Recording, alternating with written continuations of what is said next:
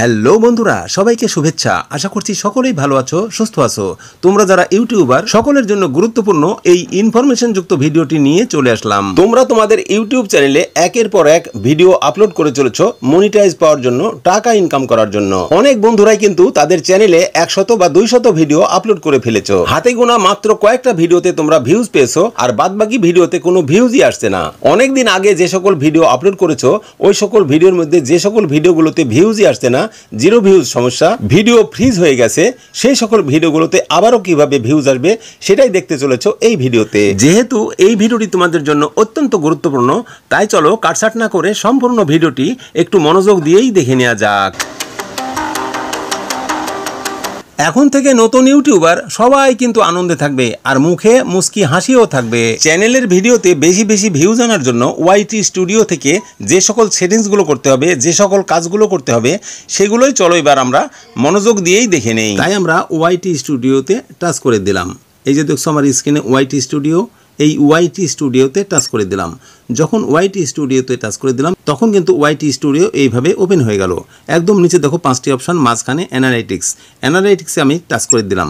যখনই অ্যানালাইটিক্সে আমি টাচ করে দিলাম, দেখো অ্যানালাইটিক্স অপশানটা এখানে চলে আসলো। মাঝখানে দেখো লেখা আছে টপ কন্টেন্ট, অর্থাৎ আমার চ্যানেলের বেশি বেশি ভিউজ পাওয়া ভিডিওগুলো এখানে আছে।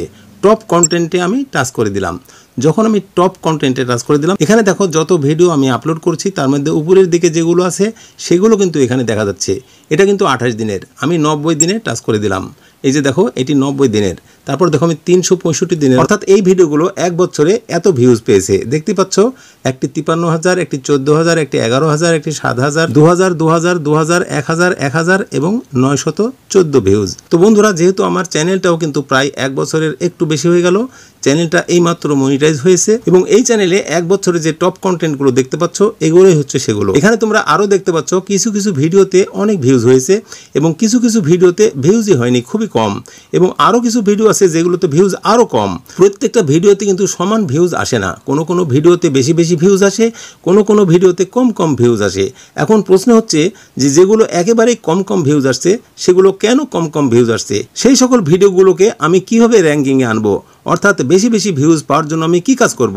তার জন্য চলো আমরা এমন একটি ভিডিও বেছে নিই যেটিতে কম ভিউজ এসছে। আমি সেটিকে কিভাবে বেশি বেশি ভিউজ আনবো সেটি তোমাদের প্রথমে দেখাই। এবার আমি এখান থেকে বেরিয়ে গেলাম এবং এমন একটি ভিডিওতে যাচ্ছি যে ভিডিওতে ভিউজ অত্যন্ত কম। তোমরা এখানে লক্ষ্য করো, আমার এই চ্যানেলের এই ভিডিওটা অত্যন্ত গুরুত্বপূর্ণ এবং খুবই সুন্দর ভিডিও, তারপরেও কিন্তু ভিডিওতে ভিউজ আসেনি।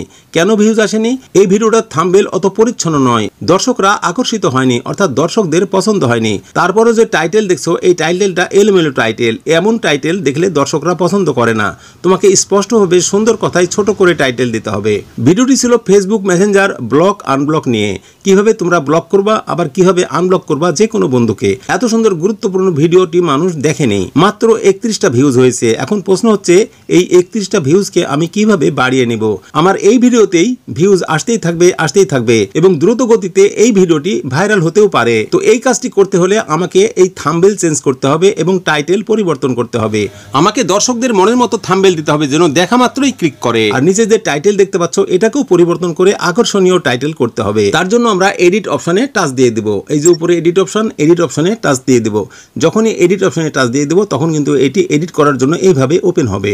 এখন আমরা এই থাম্বনেলটিকে পরিবর্তন করব। তার জন্য এই থাম্বনেলের উপরে যে এডিট অপশন দেখছো এখানে টাচ করে দিব। যখন থাম্বনেলের উপরে এডিট অপশনে টাচ করে দিলাম তখন কিন্তু এইভাবে ওপেন হবে। নিচে দেখো চেঞ্জ থাম্বনেল, এই যে চেঞ্জ লেখা আছে এখানে টাচ করে দেব। টাচ করে দিলে কিন্তু পরের পাতাটি এইভাবে আসবে এবং আমাকে গ্যালারিতে নিয়ে যাবে। গ্যালারিতে কিন্তু এই ভিডিওর জন্য আরো একটি আকর্ষণীয় থাম্বনেল প্রস্তুত করে রাখতে হবে। এবার আমি সেই থাম্বনেলটিতে টাচ করে দিলাম। যখনই থাম্বনেলটিতে টাচ করে দিলাম দেখো থাম্বনেলটি কিন্তু এখানে সেট হয়ে গেল। এবার কিন্তু দর্শকরা স্পষ্টভাবে দেখতে পারবে এবং সুন্দরভাবে পড়তে পারবে। ফেসবুক মেসেঞ্জার ব্লক আনব্লক, দেখো অল্প কথায় সুন্দরভাবে লিখে দিয়ে থাম্বনেলটি এইভাবে সেট হয়ে গেলে উপরের দিকে দেখো লেখা আছে ডান, এই ডানে ক্লিক করে দিব। তারপর দেখো উপরে আবারও সেভ লেখা আছে, এই সেভে ক্লিক করে দিলে কিন্তু সেভ হয়ে যাবে। তো দেখো আমি সেভে ক্লিক করে দিলাম। দেখো একটু লোড নিচ্ছে, তারপর কিন্তু এটি সেভ হয়ে গেল। এবার আমি নিচে যে টাইটেলটা দিয়েছি এই টাইটেলটাও পরিবর্তন করতে হবে। এই জগা খিচুড়ির মতো টাইটেলটা পরিবর্তন করে আমাকে স্পষ্ট, সুন্দর এবং ছোট্ট টাইটেল দিতে হবে। তার জন্য আমরা আবারও এডিট অপশনে টাচ দিয়ে দিলাম। এই যে উপরে এডিট অপশন, এখানে টাচ করে দিলাম। টাচ করে দিলে পরের পাতাটি এইভাবে আসবে এবং এটাকে কেটে দিতে হবে। যখন আমরা এই টাইটেলের উপর টাচ করব, টাইটেলের ডানে, তখন কিন্তু এইভাবে কিবোর্ড চলে আসবে। এবার ক্রসে টাচ দিয়ে এই টাইটেলটা মুছে দেব। মুছে দেওয়ার পর আমি নতুনভাবে একটি টাইটেল লিখে রেখেছি, সেটা এখানে পেস্ট করে দিচ্ছি।